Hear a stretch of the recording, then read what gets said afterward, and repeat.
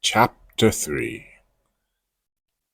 The thing about curiosity is that it doesn't politely excuse itself when things get uncomfortable. Once it sinks in, it clings, gnawing at the edges of thought until the mind itself teeters unsteady, just waiting for the right breeze to topple it. And my dear Charlie, he's one stiff breeze away from that edge. He thinks he can shake off what he saw in the experimental sector. Poor thing, clinging to his mop handle like a child clutching a teddy bear, as if that bit of wood and bucket of water could somehow ward off the cosmic itch spreading through his thoughts. It's almost tragic, really, this human urge to seek out what unsettles them, only to rush back to the familiar the moment they catch a glimpse of the unknown. Let's check in on him, shall we? Charlie's heart is still pounding as he reaches the janitorial closet, slamming the door behind him as if escaping from something vast and unseen. He stands there, surrounded by shelves of bleach and cleaning sprays, his chest heaving, eyes wide.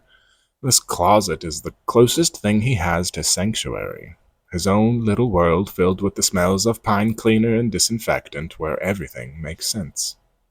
But tonight, nothing makes sense anymore. He presses his fingers to his temples, trying to dislodge the lingering image of that thing in the containment chamber. Each time he blinks, he sees it again, the glistening, impossible geometry shifting before him, whispering in a language of angles his brain isn't wired to understand. It's a distant memory that hasn't happened yet, a fragment of thought that shouldn't exist. He feels it coiling around his mind, curling up and making itself at home. Get a grip, Charlie, he mutters to himself, his voice rough in the closet's thick silence. It was just some new tech, or a trick of the light. He laughs a little too loud, desperate for his own words to sound reasonable, but the image won't fade, lingering like a ghost of an impossible dream. Charlie, my voice curls around his thoughts, bemused. Do you really believe that? He stiffens, looking around as if expecting to see someone lurking in the closet's dim corners. But of course he sees nothing. The janitorial closet remains as it always has been. Dusty shelves, an ancient mop bucket, a broom leaning against the wall. And yet something feels wrong. The silence presses against him, heavy, like it's wrapping around his ribcage. You're alone, of course, I whisper into his mind, soft as mist. Everyone's gone home. It's just you and me now, Charlie. You see, his encounter with the shard has started to blur the boundaries between my world and his, drawing him just close enough to catch a hint of my presence. He still doesn't perceive my voice as anything separate from his own internal monologue, but the ideas come through a little sharper now, a little more distinct. Thoughts he once dismissed as idle fancies now feel urgent, focused, carrying an almost tangible weight. He can't quite place it, but there's a flicker of awareness, a sense that these nudges might be coming from somewhere beyond the edges of his own mind. He shivers, gripping the mop tighter. Get it together, Charlie. This is nonsense. But there's no shaking it. The memory of that strange containment room, the shard pulsing in its glass prison, digs its claws into his brain as if he's been marked, set apart by that moment when his hand brushed against the cold glass, when he felt the shard's hum reverberate through his very soul. Nothing strange, he tells himself firmly, almost pleading. Just an ordinary night. Charlie returns to the task at hand in an attempt to ground himself. His mop slides over the floor in long, rhythmic strokes, back and forth, the familiar sloshing of the mop head against the linoleum calming him. He focuses on the sound, clinging to it, letting it drown out the quiet hum in his mind. But the quiet is stubborn, insistent, like the hum of a song he doesn't remember learning. It's almost funny, really. There he is, pushing his mop, clinging to normalcy with the desperation of a man overboard in a storm. but he knows deep down that he's merely circling the edges of something vast, something yawning just beyond the veil of his understanding. And as he pushes the mop forward, I offer him a little nudge. Nothing much, just the faintest suggestion, a whispering thought that curls around his mind like smoke. Wouldn't you like to know what it was? He pauses, mop mid-stroke, and his hand trembles. No, he mutters, shaking his head, though the words lack conviction. Just think, I continue, the words curling through his thoughts, feather-light. What else they keep in those rooms? All those locked doors, all those quiet, pulsing secrets waiting to be found. He presses his lips together, willing the thoughts away, but they cling, relentless. The air around him feels denser, charged, as though it's humming with possibilities. He looks around the hallway, eyes darting to the door of the experimental sector, its green security light blinking like a heartbeat. Enough, he says aloud, his voice shaking. Focus on the job. But as he pushes his mop, the thoughts only grow louder. The questions churn in his mind, no matter how he tries to drown them in the mundane rhythm of his work. What would happen if you went back in, Charlie? Who would stop you? Stop it, he whispers. But the words are hollow, and he knows it. His heart races, a dull ache building in his chest as the urge deepens, becomes something almost alive, a thing with teeth and claws scratching at the walls of his resolve. And as I watch him struggle, I can't help but smile. The hours pass by, but the images continue to haunt him, clinging like shadows. He finishes his shift, mechanically scrubbing floors, wiping tables, checking off his tasks with robotic precision. The sun is rising by the time he stumbles out of the lab, his eyes glazed, his thoughts still wrapped around that strange memory of the pulsing shard lodged deep in his mind. The morning light is almost blinding after a night in the sterile, artificial glow of the lab.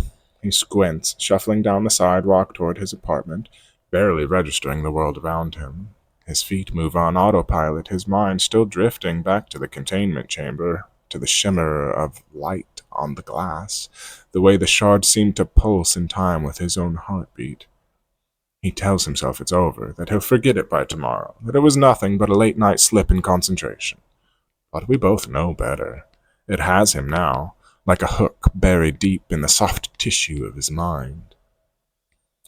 Later, at home, he paces the length of his tiny apartment, trying to shake the feeling, the weight pressing on his chest. He tries to rest, to get some sleep, but he can't shake the strange images coursing through his mind. He tries distracting himself, reading a book, watching his favorite show, telling himself it will pass. But his mind drifts back over and over to the glow of the containment chamber, the way that thing looked under the sterile light. So close, so unsettlingly beautiful. Before he realizes it, he's out the door, his feet carrying him back to the lab as if guided by something beyond him. He doesn't need to go back. He could let it go, try to forget it all. But the thought gnaws at him, sharp and urgent, as if he's in danger of losing this strange, terrifying thing forever. It's a hunger he can't quite name. And there he goes, practically tripping over his own feet, racing back to the very thing he told himself he'd forget. Oh, this is splendid, like watching a moth fling itself toward the flame.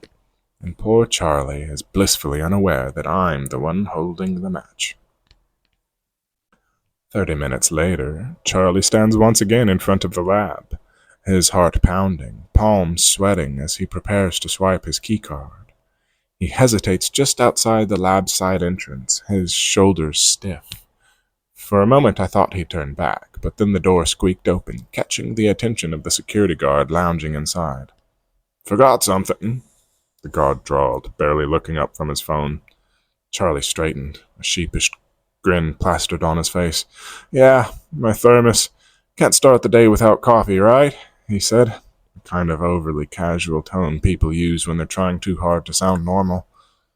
The guard raised an eyebrow, clearly unimpressed. "Make it quick. You know the rules." Charlie nodded earnestly, his hand gripping the strap of his bag a little too tightly. Quick as a ninja, he said, the words so forced I almost winced for him. The guard grunted, already back to scrolling through whatever meaningless feed had captured his attention. As Charlie slipped past, I couldn't help but smirk. Oh, the lies we tell to keep up appearances. With that, he slips inside, the quiet hum of the fluorescent lights washing over him like a shroud. It's almost too easy, slipping back into the labyrinth of sterile hallways, navigating his way through the corridors until he reaches the experimental sector. And there it is again, the button, the innocuous little panel that changed everything. He freezes, his gaze fixed on it like it might leap out and bite him. I can feel the storm building in his mind, a clash of logic and impulse, doubt and desire. He shouldn't press it. He knows he shouldn't press it, but knowing and doing are rarely allies. He turns away sharply, his back to the button now, running a hand through his hair like he's trying to physically scrub the thought from his brain. Just walk away. I don't need to see whatever that was again, he mutters under his breath, the words so soft they barely escape his lips. Oh, Charlie, you don't really believe that, do you? For a moment, I think he's actually going to manage it. His shoulders rise and fall as he takes a long, shaky breath, and he even takes a step away from the button. But then he stops. His feet don't move, and his hands clench into fists at his sides. He turns back around, slowly, his expression a mix of frustration and inevitability. He knows he shouldn't, but walking away would mean leaving behind the question. And Charlie has never been very good at leaving questions unanswered. With trembling fingers, he reaches out and presses the button again. Charlie steps through the door, his pace slow and uneven, like each step might still turn him around and send him back the way he came. He mutters to himself, the words too faint to catch, but heavy with the sound of someone trying to reason his way out of something he already knows he's going to do. The experimental sector is quiet, the hum of machinery faint and sporadic, like the distant murmur of a sleeping giant. The objects scattered across the room are strange and varied, a cluttered collection of the unknown. A glass cube suspended mid-air by invisible forces, a lattice of spinning glowing orbs that shift colors with each rotation. Even a small jet-black box no larger than his hand, its surface so dark it seems to absorb the light around it. He glances at each one as he moves deeper into the room, his hesitation clear in the way his eyes linger, but his feet keep moving. The strange objects are curious, yes, but they don't call to him, not like it does. And then he sees it, the shard.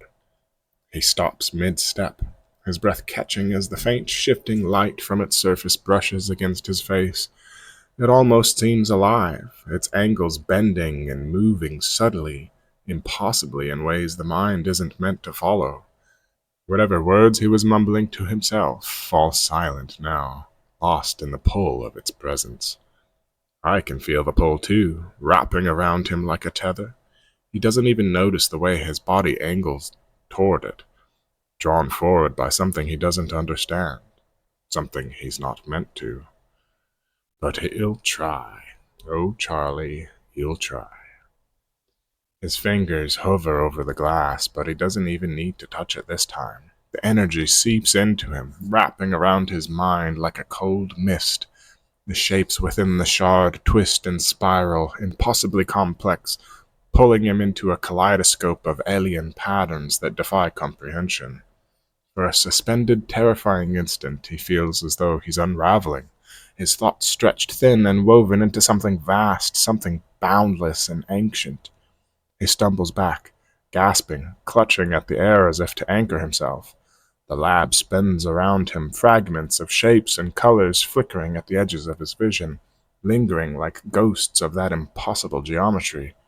He reels, barely aware of his own footsteps as he makes his way out, the shard's silent whispers trailing him, settling deep within his bones, leaving him hollowed and shaken.